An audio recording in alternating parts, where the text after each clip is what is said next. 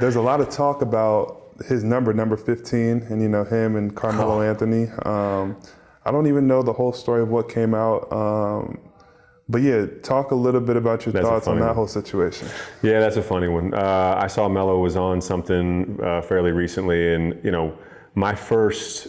It's interesting to think back because my first meeting when I was put in charge of the Nuggets in the summer of 2010 was to fly to Baltimore and sit in a hotel room where it was his agent, and one other guy that worked with him, and he asked to be traded.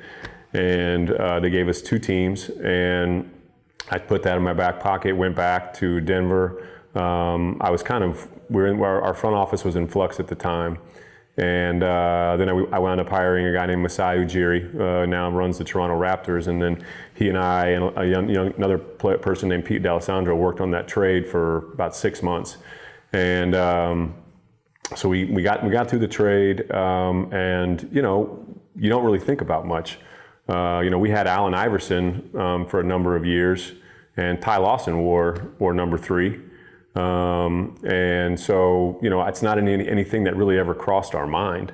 And so I was very surprised to hear Carmelo say that the other day, because it wasn't something that ever crossed my mind. I think Nikola has worn number 15 his entire career, even when he was over in Europe.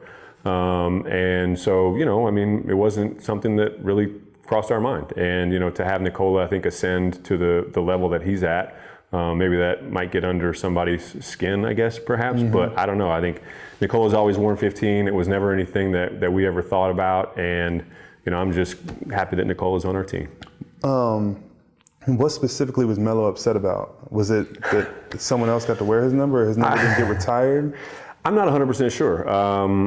I think, Melo had an unbelievable career with us. He really put the Nuggets back on the map in a really positive way.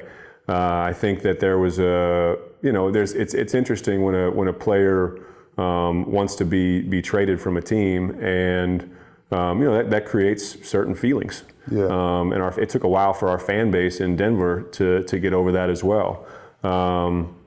It was an interesting scenario because that whole saga really started the summer before, the summer of 2010. That was when LeBron had left Cleveland to go to Miami. And so player empowerment and movement was really kind of just starting to reach its peak. Mm-hmm. And I think that's great. I think you guys have one shot at your careers. We're kind of custodians of that career. We obviously have our own goals in trying to build our teams, but I always respect if somebody wants to go do something else. But for the city of Denver, I think they took it very personally.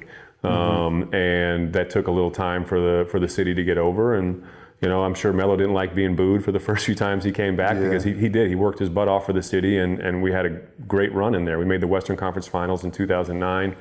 Only made it out of the first. That was the one time we made it out of the first round. But I think over time, hopefully the feelings dissipate. I think if he was to come back to Denver, I think he'd probably get a different reception these days. But from a personal level, there was never any animosity or anything kind of on our thinking about Nikola's number, right. Because it was just the number that he wanted to wear and the number that he's worn forever. I think that it's been interesting to see his ascension to where he is, but to think that for anyone to think that we gave a second round pick, number 15, and knowing that it would someday turn into this, I think that's a pretty wild statement. Multiple time. Yeah.